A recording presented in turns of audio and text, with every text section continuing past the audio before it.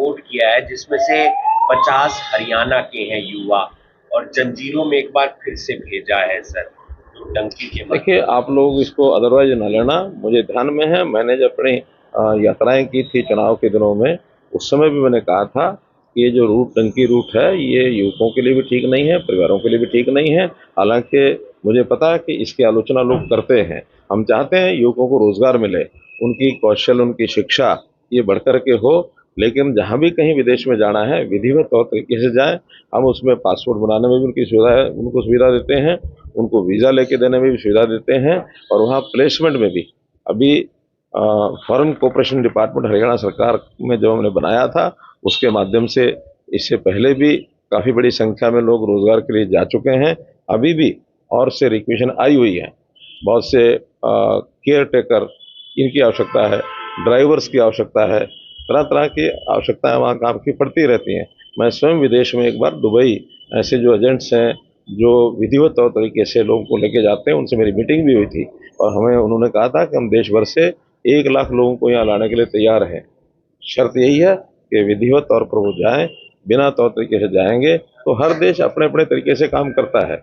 अब हम अगर मान लो देश में इलीगल जो नागरिक हैं, जो घुसपैठ करके आए हुए हैं, उनका विरोध करते हैं, हर देश ऐसा करेगा। यहाँ भी बांग्लादेश के कितने लोग आए हुए हैं, और आखिर आखिर ऐसा यार, देखिए, ये मैं इस पर टिप्पणी नहीं करूंगा, क्योंकि कोई भी अगर कोई किसी देश का कोई नियम है, उसका उल्लंघन करने में उनका निर्णय है। हमारे यहाँ जंजीरें हमारे लोग नहीं लगाते हैं, उनके लोग क्या करते हैं क्या नहीं करते हैं, दोषी को क्या सजा देनी है उनकी, उसके बारे में टिप्पणी करना ठीक नहीं है।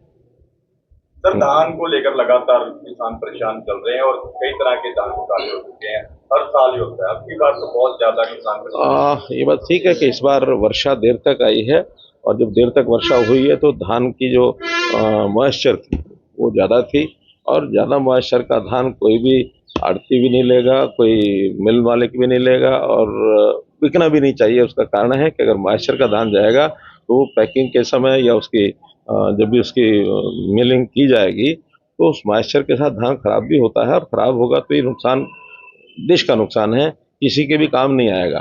तो इसलिए धान की मॉइस्चर ठीक करके किसान लाए, ये निवेदन पहले भी मैं हमेशा करता रहा हूँ, आज भी मैं निवेदन यही करता हूँ। हाँ, 2-3% का अगर ऊपर नीचे है तो उसमें ज़रूर वो उसकी कटिंग करके उसमें जो जितना भी रिबेट करना होता है उस हिसाब से वो लेते हैं। वो एक फार्मूला सेट है।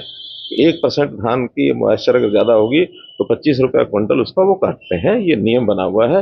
इस वो भी 2 या 3%।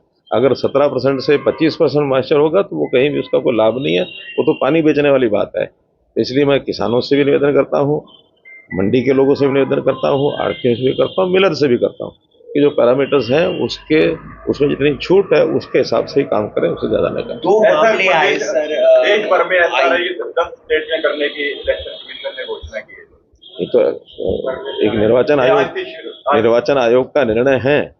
बिहार में वो कर चुके हैं, कुछ प्रदेशों में पहले शुरू किया है, और आज सब 10 प्रदेशों में और वो प्रेस कॉन्फ्रेंस करके करने वाले हैं, ऐसा मैंने भी समाचार पत्रों में पढ़ा है। क्योंकि ये निर्णय चुनाव आयोग का है, और ये चुनाव आयोग समय समय पर ऐसा करते रहते हैं, क्योंकि ठीक उचित वोटर जो है उसी को वोट डालने का अधिकार हो।